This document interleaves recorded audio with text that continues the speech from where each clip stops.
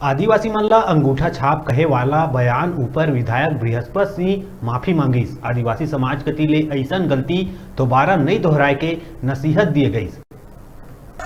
उन्होंने press conference के दौरान या चर्चा के दौरान उन्होंने आदिवासी को, सरगुजा के आदिवासियों को अंगूठा छाप शब्द जो उन्होंने प्रयोग किया था, उसको लेकर के पूरे समाज में, पूरे प्रदेश स्तर पर पूरी हमारी समाज पूरी तरह आक्रोशित हुई थी। और उसको लेकर के हम इस पूरे संभाग के सभी जिलाध्यक्ष के साथ में एक आकस्मिक बैठक हम लोग रखे थे दूसरे दिन।